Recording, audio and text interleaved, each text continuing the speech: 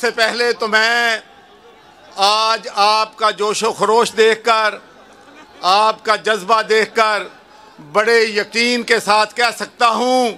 کہ بلاول بھٹو لاہور سے جیتے گا انشاءاللہ۔ اور میں آپ کو بتانا چاہتا ہوں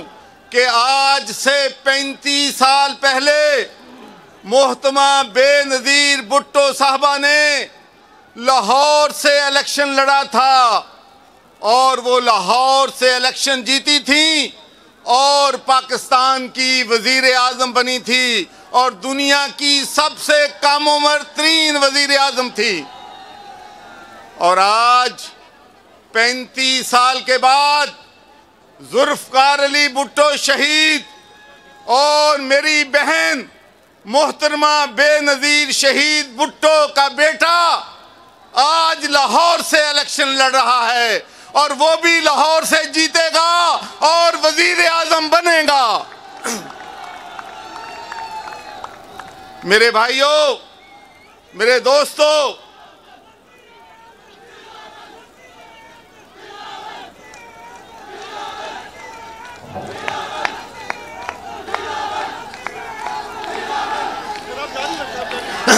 بیٹا ذرا بات سن لیں۔ آپ کو معلوم ہے کہ پاکستان پیپلز پارٹی کی بنیاد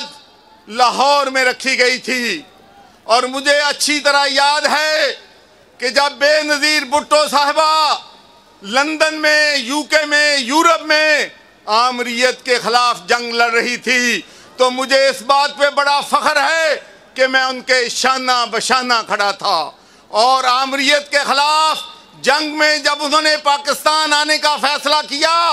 تو وہ لاہور میں تشریف لائی تھیں اور لاہور کے لوگوں نے جس جوش و خروش کے ساتھ ان کا استقبال کیا تھا اس سے آمریت پاکستان میں ختم ہوئی تھی۔ مجھے اچھی طرح یاد ہے کہ 2007 میں محترمہ بے نظیر بھٹو صاحبہ گلاسگو تشریف لائیں اور میں نے ان سے کہا کہ محترمہ پاکستان کے حالات بدل چکے ہیں، مجھے ڈر لگتا ہے، میں کنسرن ہوں کہ آپ کی جان کو خطرہ ہے اور آپ سیکورٹی کا جو ہے آپ نے خاص خیال رکھنا ہے۔ تو میرے بھائیوں، مجھے ابھی تک یاد ہے کہ محترمہ بے نظیر بھٹو نے کہا کہ میں پاکستان کے لوگوں کے ساتھ جانا چاہتی ہوں، میں وہاں مزدوروں کی حالت بہتر بنانا چاہتی ہوں، میں کسانوں کی حالت بہتر بنانا چاہتی ہوں، میں پاکستان کی بیٹی ہوں، میں پاکستانیوں کی بہن ہوں اور کوئی اپنی بہن کو نشانہ نہیں بنا سکتا۔ تو میرے بھائیوں، بے نظیر Bhutto was a woman of character, woman of courage, woman of substance, and she was a visionary leader۔ اور آج مجھے فخر ہے کہ بہت عرصے کے بعد میں ان کی بیٹی یاسفا بھٹو اور بلاول بھٹو کے ساتھ جلسے میں شرکت کر رہا ہوں۔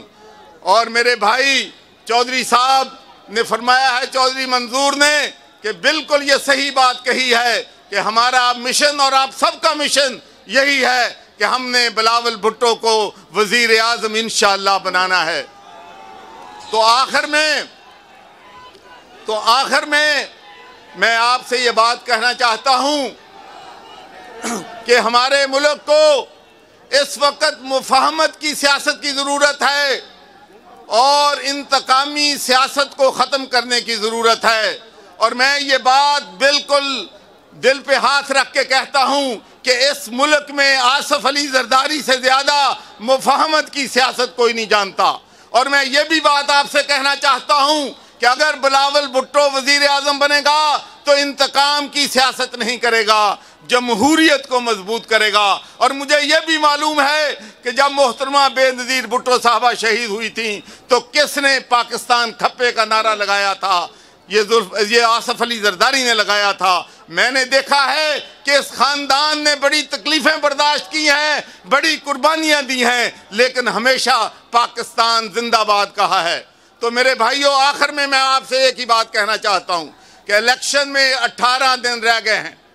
ایک ایک لمحہ، ایک ایک دن ہم سب کے لیے امپورٹنٹ ہے۔ ہم نے حلقہ 127 کے ہر دروازے پہ جانا ہے، ہر گاؤں، ہر گلی میں، ہر گہلے میں بلاول بھٹو کا پیغام پہنچانا ہے کہ جس طریقے سے پاکستان پیپلز پارٹی نے بے نظیر انکم سپورٹ دے کر پاکستان کا جو غریب ترین طبقہ ہے اس کو مدد کی ہے، تو انشاءاللہ بلاول بھٹو کسانوں کے ساتھ کھڑا ہوگا، بلاول بھٹو مزدوروں کے ساتھ کھڑا ہوگا، اور انشاءاللہ میں یہ بھی بتانا چاہتا ہوں کہ بلاول بھٹو صرف پاکستان کا لیڈر نہیں ہے، میں آپ کو بتاتا ہوں کہ دنیا میں بلاول بھٹو کو لیڈر مانا جاتا ہے، اور ایز اے فارن منسٹر میں سمجھتا ہوں کہ ان کی کارکردگی جو ہے سب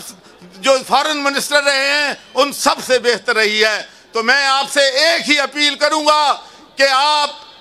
بلاول بھٹو کو ووٹ دیں، تیر کو ووٹ دیں، اور بلاول بھٹو کو لاہور سے کامیاب کروائیں۔